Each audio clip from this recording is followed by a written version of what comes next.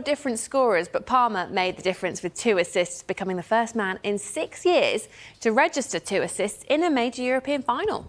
Palmer's teammates were queuing up to pay tribute to him, but the man himself was typically no nonsense when describing his own impact on the game.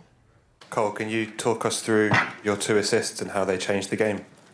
Yeah, I was just sick of getting the ball and going backwards and sideways, so I thought when I next get the ball, I'm just gonna go, and yeah, it worked.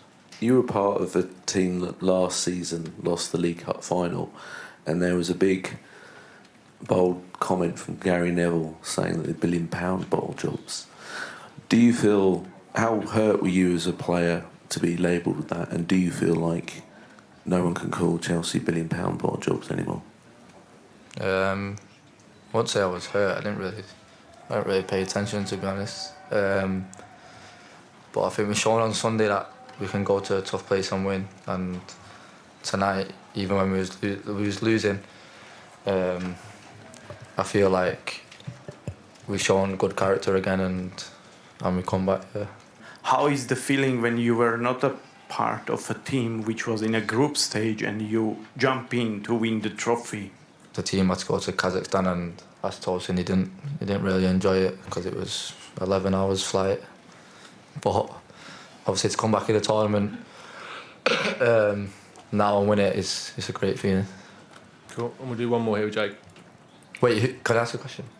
Who gives player of the tournament out for the competition? It's a UEFA question. It's the UEFA Technical Observer Panel.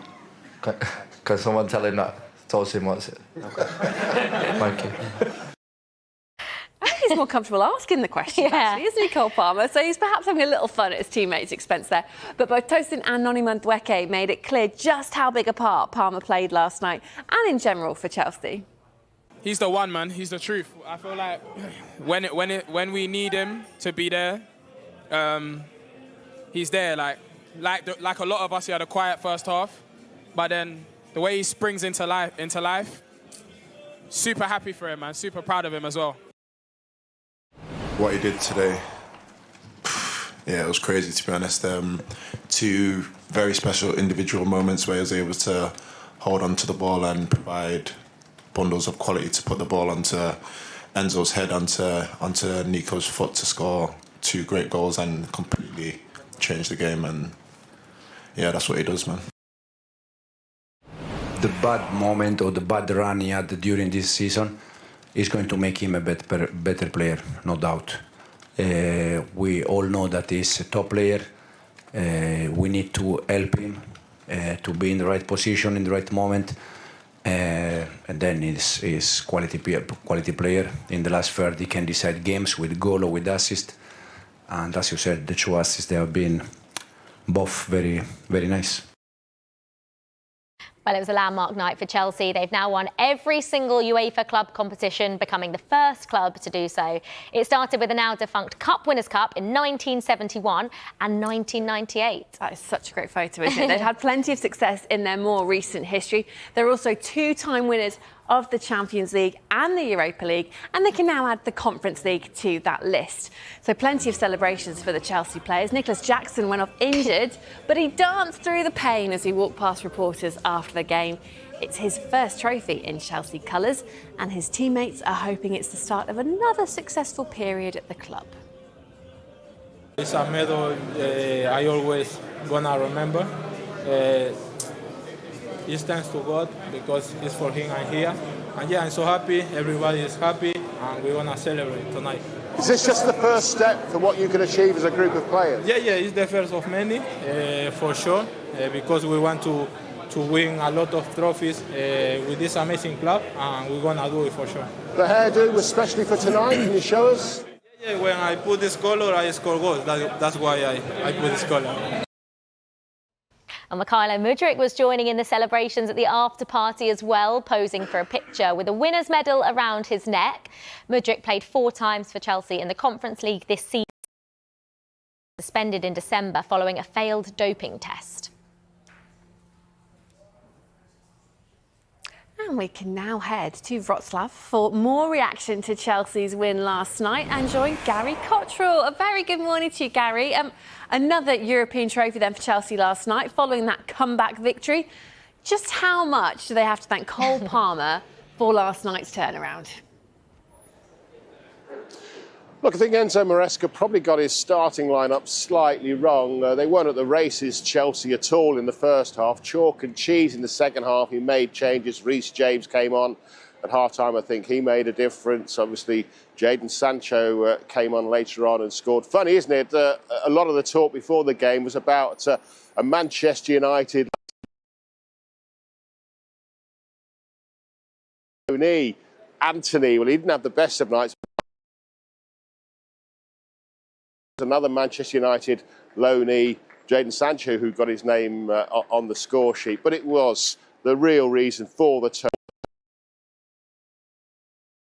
turnaround. It was, of course, Cole Palmer. A second half masterclass. When he decided to turn up, Chelsea went from losing the game 2 assists in 5 minutes, wasn't it? I think that now, he round up the figures, it's around 90 appearances for Cole Palmer in his Chelsea career, around 70 goal contributions, and so that just shows how important it is. His namesake, Joe Cole, described him as a genius afterwards. I don't think too many people will disagree with that. And he's very laid back with it all as well, isn't he? That dry sense of humour, you saw an example of it there. And there was another example in the post-match interview with the rights holders, who was given, quite rightly, that player of the match award was Cole Palmer, and it's not very big. He just stuck it in his shorts so he could carry on the interview. The interviewer asked him, Cole, why have you put the award in your shorts? And he says, well, I've got no pockets.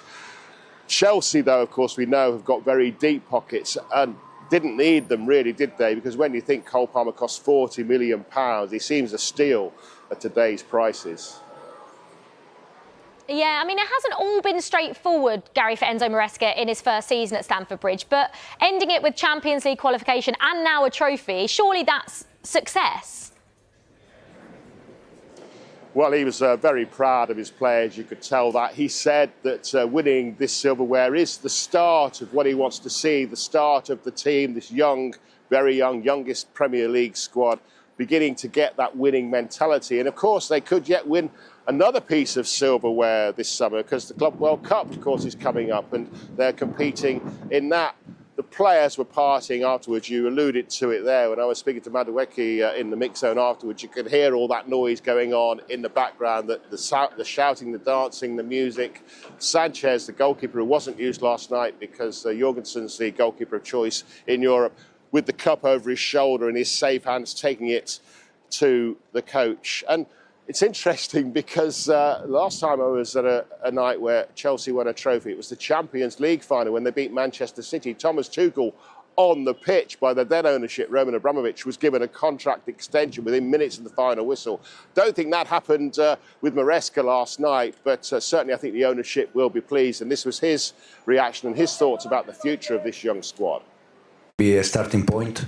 To build a winner mentality, you need to win games, you need to win competition, and for sure the trophy we won tonight is going to make us better. But also I'm very proud about the path or the journey we have done in the Premier League.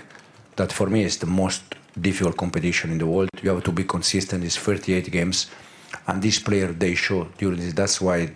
After Nottingham Forest, my outburst was a little bit, exaggerate. But the reason why is just because in 38 games you need to be consistent, and with young squad, I mean the youngest squad in the history of Premier League, it's something unbelievable. So a great night on the pitch for Chelsea. Unfortunately, not so great in parts off the pitch. There were still, I think we're waiting for the latest update, but so far 28 arrests involving football fans who don't know from what club, but certainly involving, we think, Chelsea, certainly involving Betis, potentially even the local football hooligans who have got a bit of a reputation. It's at the Market Square. Actually, maybe not as bad as it sounds, not ideal, water cannon and riot police, but that square was absolutely rammed yesterday. thousands, if not tens of thousands, in a very small area. Most of them Betis fans. You couldn't get around the square. You just couldn't move. It was so packed. And so 28 arrests out of all that. It could have been far worse, but of course we still don't want to see it. Thank you very much, Gary.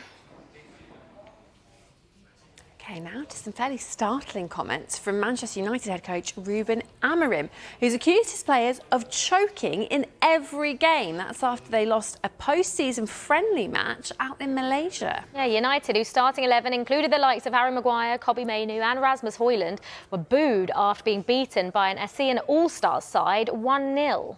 I feel always guilty. I said that in the last game. I'm always guilty of the performance of the team, no matter what. And since I'm here in the first day, I am guilty. Then the boost from the fans, I think, is something that we need, maybe, because every game that we lost in the Premier League, they were always there.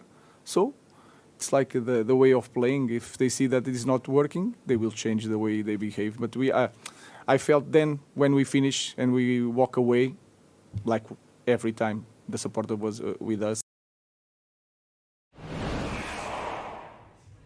Let's get the latest transfer news now. With 3 days until the short early window opens, and after their Europa Conference League win last night, Chelsea's plans are fairly likely to accelerate. Yeah, we understand their main target is a new striker, with these 4 players, Benjamin Sesko, Liam Delap, Hugo Ekitike and Victor Gyökeres, high on the list. Chelsea are hopeful they will be able to add to their squad before the Club World Cup, which starts in just over 2 weeks' time.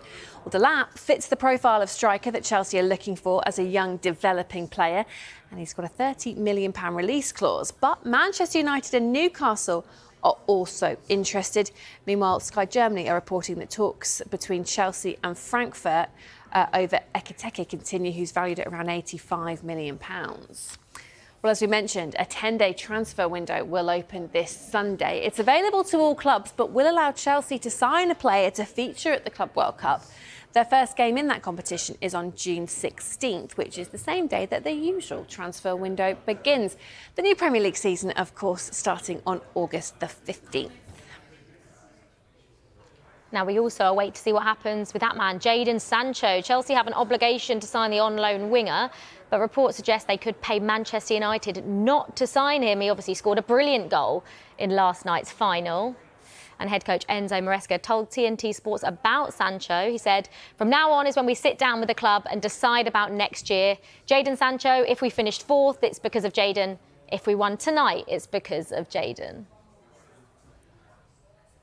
£1 release clause.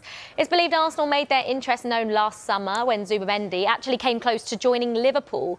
There are still details to sort out for the deal. Arsenal are looking for a midfielder, with Jorginho leaving the club this summer. And reports in today's newspapers suggest they could be interested in Bayern Munich's Leroy Sané too. Sané's representative, Pini Zahavi, met with Bayern's director of sport, Max Eberl, over a potential extension yesterday. However, many Arsenal fans will be frustrated that neither of those players solved their striker situation, and those fans include their record goal scorer, Thierry Henry. He spoke about this situation on this week's Stick to Football, saying Arteta bought players, he bought Sterling when everyone wanted a 9. He had time to get a 9. Everyone has been since just screaming for a 9. The balance of the squad needs to be right. We still need a 9. It was actually pretty much agreed last summer, specifically as well because Liverpool obviously wanted him then, Arsenal were willing to wait, and Real Sociedad were more willing to do the deal with Arsenal. I think he is seen in football as the next best at that type of role as Rodri. And from that perspective, yeah, it is a coup. Arsenal basically have the budget right now for a midfielder in Zubimendi and a forward, which will be likely one of Sesko and Gyökeres. And at the wide midfielder, while they do want one, that will be more dependent on income or sales, at least to the level they can go to. The dream they obviously want is Nico Williams from Bilbao. But in that context, I think it makes sense at the moment they're exploring Sané, given he'd be a more, at least in terms of fee, or he'd be more a cut-price deal. Out to Manchester United, and we're awaiting further developments on their deal for Matheus Cunha after agreeing to the payment structure of his £62.5 million release clause at Wolves. Ruben Amorim wouldn't offer any more details yesterday, but made it clear that changes are coming at Old Trafford.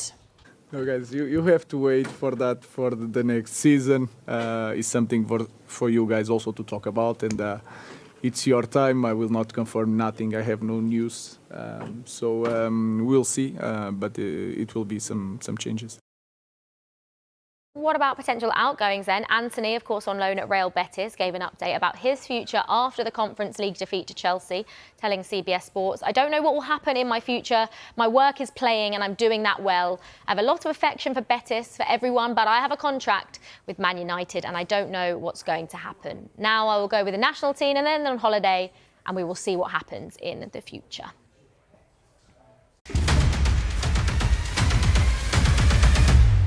Indumentaria, la Kings Limited Gold Edition, solo hay 50 unidades de todos los equipos y también puede ser vuestra entrando en kingsleague.pro, así que es los datos a tener en cuenta en cuanto a indumentarias.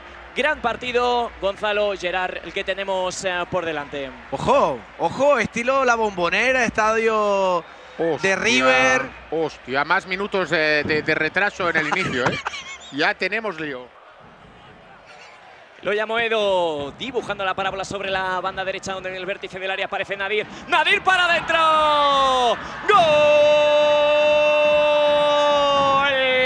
De Nadir Lua, que tiene una facilidad pasmosa. Encuentra a Pablo, que balón para Nadir para el segundo. Se zafa de Cócera, es un golazo. ¡Es un golazo! Señoras, señores, bienvenidos al show de Nadir Lua. Pibe. El mejor. Vamos haciendo espionaje, ¿eh? Vaya mierda dado, pibe. Va, ya te puedes ir a la cúpula a comer, va. Hay que salir Cócera para entregar hacia el centro. Se la regala Coy, le puede pegar Coy para adentro. Vaya chicha, nano. ¡Gol! De Porcinos, Óscar Coy. Ah, pues sí. Tony, tienes brazalete volante. Pero es que, señores, que no te lo dije, hombre. Tenemos, comodín, ¿cómo lo usamos? Penalti. Penalti. Venga, será penalti. Vamos, Cuni. Puede meter en el partido a Cuni. Jordi para adentro, ¡qué golazo! ¡Guau! ¡Dios! ¡Gol! Vamos con Nadir Lua y con Laura Vizcaíno. Pues sí, Nadir, 2 goles, victoria y a cuartos, enhorabuena. Sí, sabíamos que el partido iba a ser muy importante porque veníamos de una muy mala dinámica. El equipo ha estado bien, sufríamos defensivamente y creo que hemos estado muy juntitos. Y nada, primer objetivo cumplido. Os espera Science, rival complicado, imagino. Sí, empatamos contra ellos y en shootout perdimos. Ha quedado segundo por algo. Nada, concentración, confianza con nosotros mismos y intentar ganar para el sábado estar en el Wizzing. Os lo veremos mañana, mucha suerte.